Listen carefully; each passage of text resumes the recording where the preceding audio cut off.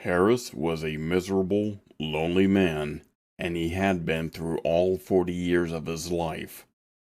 He couldn't even bring himself to cry about it anymore. As he sat alone in his run-down apartment, chugging 12 cans of beer while watching reruns into the late-night hours, he wondered why he'd ever thought that he could be happy. He caught his reflection in the television when he turned off the channel.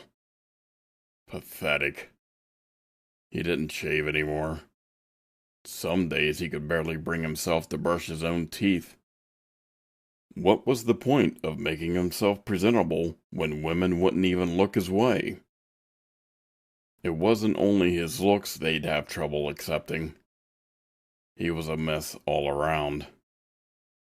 Every night he'd curl up with several pillows so that he could calm down his anxiety.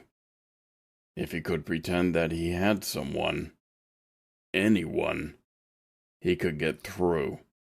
He talked to the night until he fell asleep. One day, the night spoke back.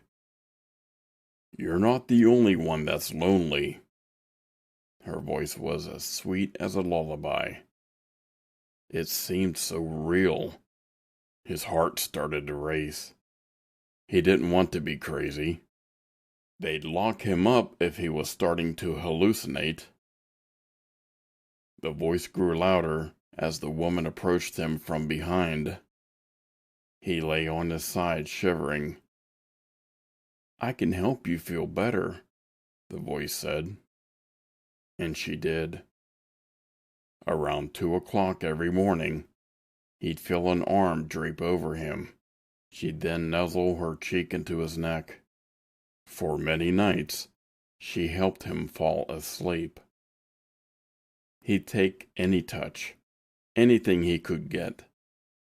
But if he tried to turn over and look at her, she'd push him back. After 3 weeks, things took a serious turn.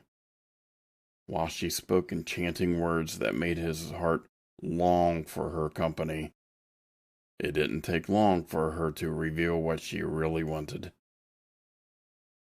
"You love me, don't you?" she asked. "Of course."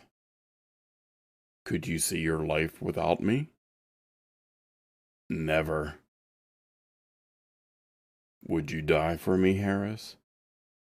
Would you die for me so that we could love each other, hold each other, forever?" Happiness with a lover had been everything he always wanted. And after all those years, there finally was one, whispering into his ear. There was no question what he wanted to do. He'd choose to be happy. Wouldn't anyone? He'd had the pills ready for so long. All he had to do was take them, fall asleep cuddling next to her, and everything would be all right.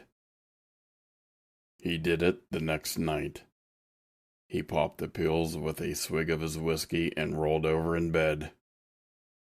This time, when the clock turned 2, and she came to wrap her arms around his, he could feel her nails digging into his sides, and her voice had lost its sweetness. He didn't want to turn over any longer. He didn't know what he'd find. But it was too late. Harris would not wake come the morning. He'd be hers forever.